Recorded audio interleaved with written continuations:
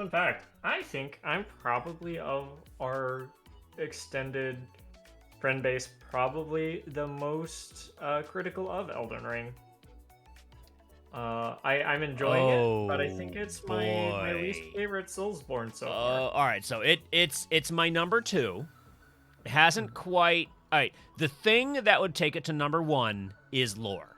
I need to finish the game, let the lore soak in, and see if I like all the twists and turns and pops and reveals and the whole package.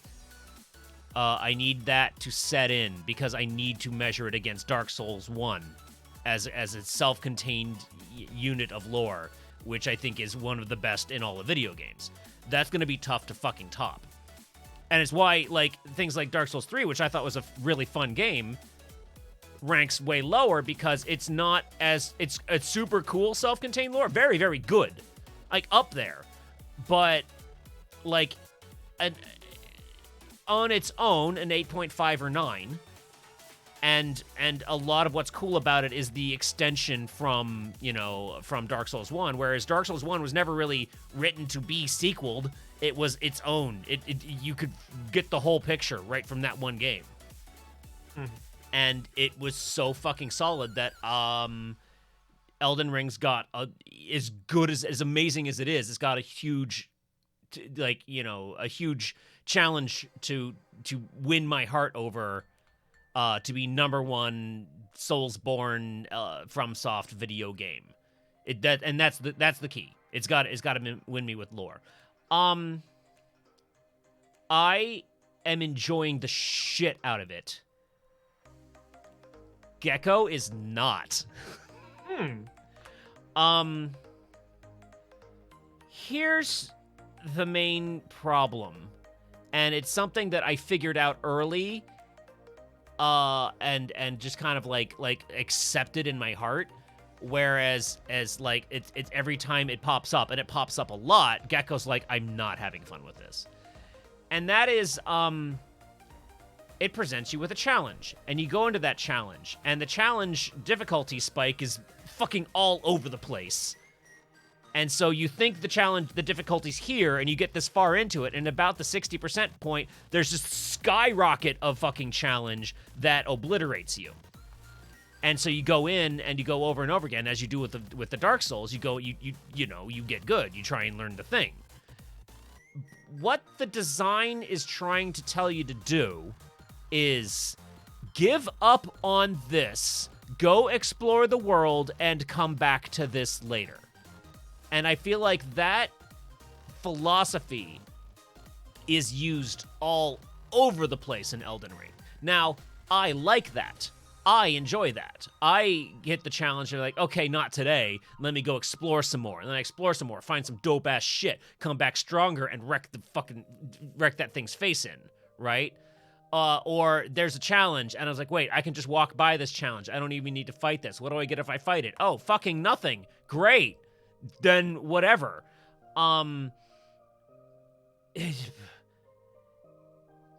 It's just a mindset going into it that, like, if you don't like letting the thing go, you're not gonna like Elden Ring, because it makes you do that a lot. What is frustrating you? So it's funny you mentioned that, because that's definitely true, and I do think that is something that kind of bugs me, but it wasn't the core thing I get at it. I think Elden Ring does what it wants to do really well, if not darn near perfect. Yes. I'm just not sure I like what it's wanting to be. And I do want to correct something I said earlier, because I misspoke. Yeah. I said might be my least favorite Soulsborne. What I meant to say was it might be my least favorite approach they've taken. So, like, you look at the Dark Souls series versus Sekiro versus Bloodborne. Right. And each of those games, while they're all FromSoft games, very, very clearly, they're all in the same genre. They are very different approaches at those ideas, and Elden Ring is also a different approach to those ideas. It looks very Dark Souls, but it's a very different Yes. game. Yes. And I think it's probably my least favorite approach, and I think a lot of that has to do with the open world. Okay, quick question on that. Yes. Do you like another open world game? Is it? So I used to a lot, Mm-hmm. but they've really soured to me because I mean partially it's because I've played enough of them that I see the tricks and I kind of Yeah. see what gets sacrificed when you do an open world. Yeah. I think Breath of the Wild is one of the better ones, and to be fair, I think this is one of the better ones too. Agree on both of those. Yes. But in my mind, and this isn't quite true, but all of the other Soulsborne games, uh, even two, although less to an extent, they're all an open world done right already. They are the best version of that. They are a whole I world you see. can go wherever you want. Yeah. Where you look off in the sky, you see a thing, you can go to that thing. And you can see everywhere you go ahead of time. I think they were already doing it perfectly. Um, because when you make an open world, that is the way that this game presents open world. The world becomes very empty and cookie cutter and not really. It loses the tightness that made other Soulsborne games so good to me and so well designed. Um, and I've seen a lot of criticism that's like, oh no, when I say criticism, it's positive criticism of like, no, this is the best an open world's ever been. Like I can't take the old way anymore. Oh, Yeah. everything has so much meaning behind it. I disagree. I think it's just the same as I mean, like it's about as good as you can get with that approach, but it's still just that approach. Um, I and I feel yeah. like so I'm really loving the game a lot. And I think what you say about it and about open world is completely valid. I have no problem leaning into that because I adore exploring and discovery. And I think what's been bad about open world games in the past is exploring and discovery gets so samey so fast. Now I still enjoy it, but I just like I get it. Yeah, like you just said, like I see the patterns and I see the tricks really fast. I so far continue to find new shit, and like last night I went to a place that I wasn't entirely sure I was supposed to go to, but I said, wait a minute, no one said no, I'm gonna go there. And I went to that place and did the explore of it and did some things and found some things and fought a boss, and that boss was the fucking coolest. To the point that I was like, I'm pretty strong now, and he took me about 4 or 5 tries. So he wasn't that tough, but I was so disappointed that I crushed him because I just want to fight that guy forever. Mm-hmm. I would like to just log in to fight that guy, the game, and fight that guy. Because he was so cool.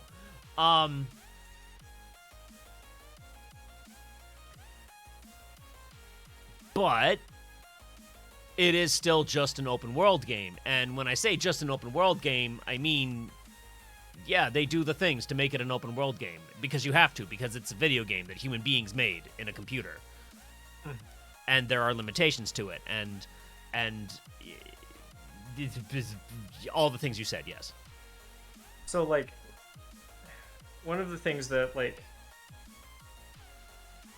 you know that thing that happens in old Soulsborne games where, like, you fight this boss and he's a big fucking bad guy, but then you go to a later dungeon and there are just, like, hundreds of them everywhere? Yes, that literally in Dark Souls when they ran out of money for Lost Izalith. Yes.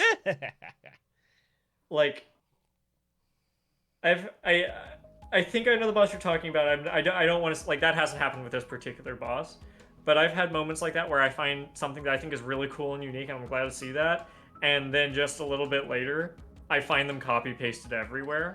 That has happened to me. So there's the tree spirits.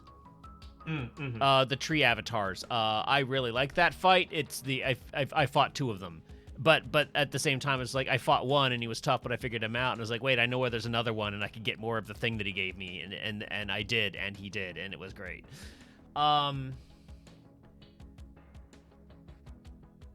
I don't know. I need to push the story a little bit more because I need to go to Magic Town next. I am currently in Magic Town. Yeah, I've explored the Weeping Peninsula. I've explored Starter Zone. I've explored the lakes. I went a little bit past the lakes and found the Tower of Fire. Ooh, I don't think I've been there yet. Yeah. Oh, unless you mean the one that's like the Crazy Fire. Yeah. Okay, I have been yes. there. I had to deal with the Crazy Fire Tower. That's annoying and bad. That Gecko was mad about that. It's like, this isn't fun. I hate it. You know what it kind of reminds me of? I don't know if it was like this because I never played Bloodborne, but like that guy with the machine gun. Oh no, that's not what I thought about. There's a place in Bloodborne that is literally just that. Except okay, so that's like a small area, like a small like running puzzle, right? In Bloodborne, it's a whole zone. Delightful. And I actually really dug that zone. I liked that instant you mentioned. I was kind of disappointed at the payoff. Yeah. I use fire, so having do you know who I didn't expect to make a cameo appearance in Elden Ring? Sparky Boom Man from fucking Avatar: The Last Airbender. Didn't expect that. Hey, do you want Sparky Boom Man's power? You can have it. I kind of want Sparky Boom Man's power. I think that's sort of kind of what it comes down to is like I'm so afraid because of like the boss you mentioned. That was a cool moment for me, finding that same thing that you were talking about. But because of how the rest of this game has gone, I'm just so worried I'm going to run into 15 of them later on. And it'll sort of retroactively ruin that for me. I would be happy with 3. I would be very happy to find that guy's dad and that guy's grandfather. And to have this trifecta of that guy. That would be the right amount for me. More than that, I would get very frustrated. It's like, then it would, like, because I feel like he was so cool that I wish I could fight him more. And if I found another one of him that was a stronger, better one, and then the uber god one of that would be, like, an awesome buildup. And that would be the right amount to which is, interestingly, the number of times they used Asylum Demon. Right? That is true, because it's Asylum Demon, Stray Demon, Demon Fire Sage. And so there was the 1, 2, 3 of that guy. And it's kind of unfortunate that right before you get to Asylum Demon, because that kind of would have been a pop-off if you didn't just have, like, mouse drop placement of Tauros demons. Yeah. They ran out of money. We know that. I mean, that said, like, all my criticism aside is, like, I am... Oh, I'm still in. Oh yeah, no, I'm having a lot of fun with it, and I just like I'm finding it very hard to find avenues to discuss my frustration because I also want to avoid poo-pooing on other people's fun. Yeah, I need to get you and Gecko in the room together virtually because Gecko kind of wants to bitch about this game.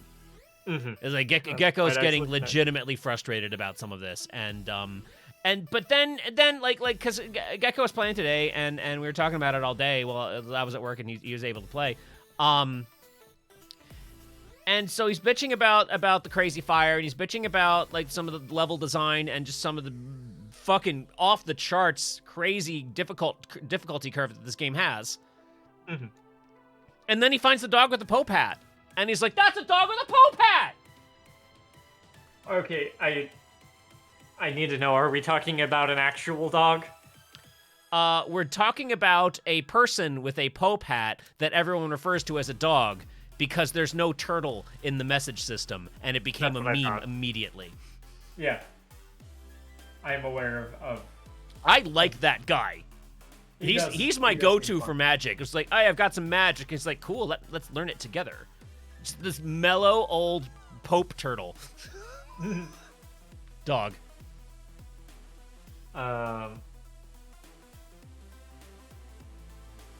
So the difficulty spikes, like Well, so here's the thing. I realized somewhat after I started playing Elden Ring that FromSoft played me. Go on. So there's the way that you're supposed to go, and I say it's the way you're supposed to go Mm-hmm. because you have Mm-hmm. literally a big laser beam that points you at a particular direction. There are two things. There are two tropes that we have been exposed to in the past. One is, hey, here's this really tough challenge really early in the game, and if you're a super cool badass, you can fight him, but you don't need to. You don't need to do this. You can come back and do it later when you're stronger. That's trope one. Trope number two is there's 3 zones open to you. 2 of them will fuck you. No. Two of them will make you go die, and you will say, this game's stupid, and then you'll quit the game, and then someone will say, why did you quit the game? Why didn't you just go to the 3rd area? It's like, but I thought that, what? And So guess what? That's frustrating, and people hate it. here's the thing, though. There's the direction you're supposed to go, and the tree sentinel's in the way, and I beat up the tree sentinel because he called me a bitch, and now I've vowed vengeance upon his entire life. And that was actually fun to me. And then, naturally, I decided I'm not going to go the direction they tell me to go. I'm going to go in the exact opposite direction. And what did I find when I went the opposite direction but the actual tutorial zone they want you to go to? Yeah. Yeah. The Weeping Coast is the actual tutorial. Yeah, Weeping Coast is, like, a great place to start, and it's the direction it tells you not to go. Yeah. I totally, like, I didn't even know what the Weeping Coast was until I had beaten, what's his name, Godric the Grafted, and had already visited and halfway explored Red. I like Red. Red is awesome. How much time have you spent in Red? I'll be honest. Well, I poked in there a few times because I got teleported there in a few different ways. Everyone did. Everyone did. And I've had a lot of people who are playing with me have been like, oh no, don't go there, it's awful, blah blah blah, and I'm just finally going there. Red is dope. Red is super cool. I love. All right, so what we're talking about is what's the name of the place? Karen. It's like Carrion. Dark Souls. Caelid. There we go, yeah.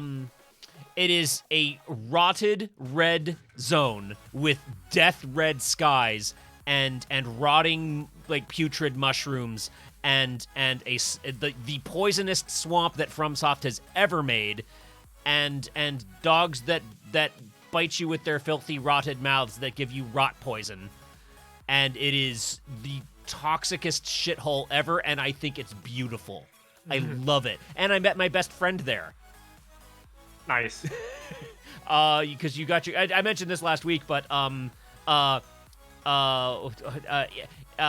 Edris Thatch, sister to the Rotted Wolf. That's my character's name.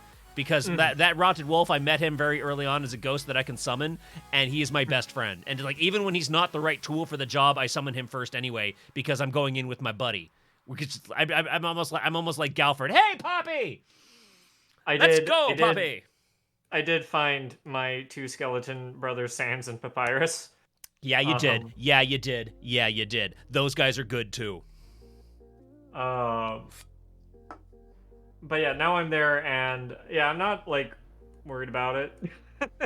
People were talking about how the difficulty spike was so big there. I'm not actually having that much trouble. Yeah, they one-shot me if I get hit by anything, but I can dodge it pretty easily. Honestly don't think... I think it's way scarier than it is difficult. I think everything in that zone is manageable. Because, like, I fell into the trap and got teleported there earlier like everyone did. And what you can do is when you escape that particular trap, you can just teleport back home and nope out of that place. But I actually stuck around there a little while, found my rotted dog buddy, explored a shitty magic town, not the cool magic town, the crap magic town. Found a whole bunch of really cool shit really early, and that shit was nice to have. And then went back and didn't go back there because I got back on track with, like, where the storyline actually goes. But I think there's some tough things there, but I don't think that zone is actually that much harder than any other zone. Mm-hmm. And I have found that like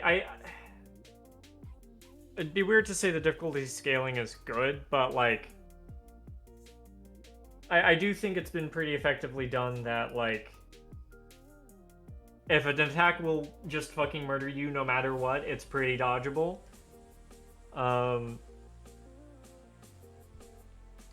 And if an attack is really hard to dodge, it won't murder you. I have a question. There's been a couple of examples of that not happening. Have you been doing those little prisons where there's a little purple circle on the ground in the open Yes. world, and you go in and you fight a tough guy and usually get something really cool out of them?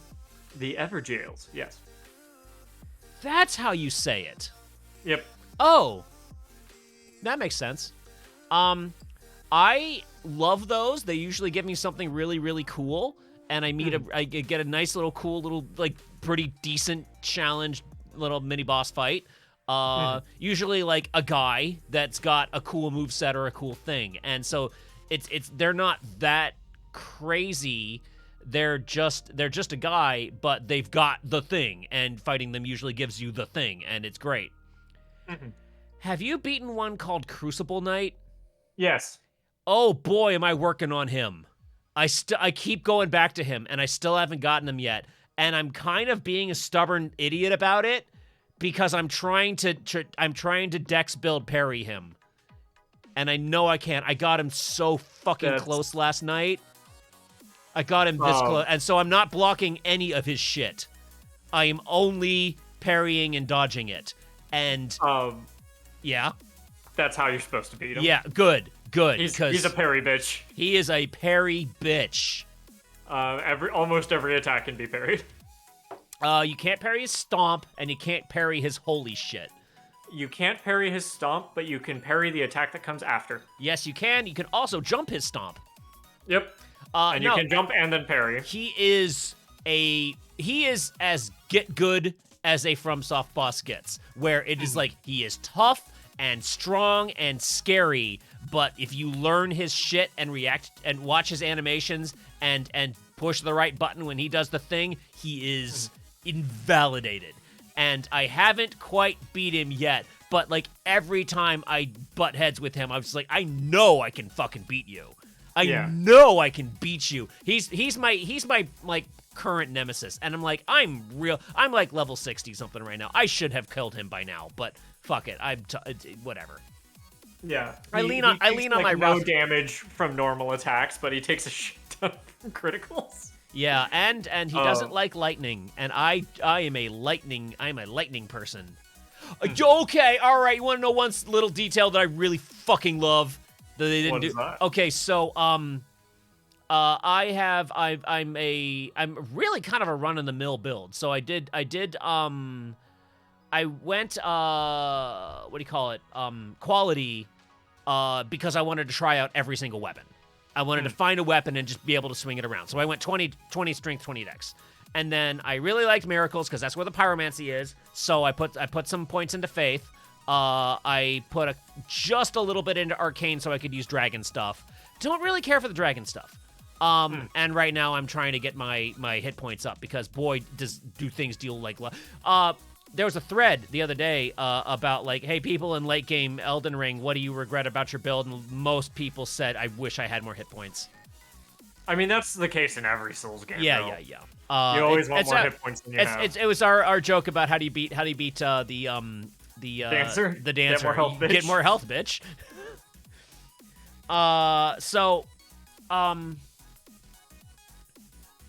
Yeah, I can't. He's cool. He's a cool guy. There's some cool guys.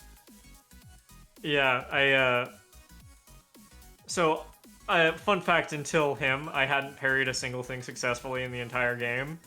And yeah, you were saying. On that, do you know what I found out? Because remember, I told you I'd put parry on my claws. Yeah. Because I'm a rush down motherfucker in this game. You couldn't do rush down as good as you can do it in this game. But I put parry on my claws, and I was really frustrated. And I looked it up. It's like that is like the least good parry window, like in as far as frame like availability is concerned. I was like, well, fuck me, I guess. I'm not surprised. Yeah, so that feels like a balancing thing. Yeah, so I just swapped it out for a small shield, and I put what do I have? I actually have like the like dive forward like lance like what do you call it? What do they call it in Devil May Cry when you just stinger? Yeah. Yeah, so I went stinger, and that gave me access to like the deck spec on my claws, which despite being 2020, the deck spec is so good it deals more damage. So I'm thinking when I finally get to the point where I can respec, I'm gonna like get rid of quality and just go dex, because I'm really loving being a rush down motherfucker with my bleed. Make them bleed. I found a really cool scythe pretty early on, so once I found that, I sort of built towards that instead of yeah. And so now I'm sort of becoming this like holy assassin thing. It's kind of cool. Do you power stance much? Just the same weapon in both hands? No, I have messed with it a little bit. I had a couple of rapiers I was doing that with. Nice. But mainly I'm just single scything. Yeah, it's like I don't. I mean, I do wield my claws and then swap to my parry shield when I need it, or my catalyst. But yeah, like, boy, does bleed and the stagger on my claws. It's just it's good. It's real good. I made a. So I did have quite a bit of trouble with grafted guy. Whatever, God boy the grafted. And after I finally figured him out, so he was kind of interesting. Like in that, like, I felt like the difficulty with him wasn't even necessarily the same as in most Soulsborne games. It wasn't about like getting the right stats, or even it was a bit about learning his moveset. I did need to know how to dodge, but getting enough DPS on him to kill him was more about just learning what was most effective against him. And so I practiced by letting myself get summoned into a lot of people's worlds, tried out a whole bunch of derp weapons. And then eventually I made a Godric killing build, which was blood oiled claws and that madness fire eyeball spell. Yep. Which is one of my favorites, and some poison as well. And nope, I just was able to reliably kill him no matter who I got summoned into.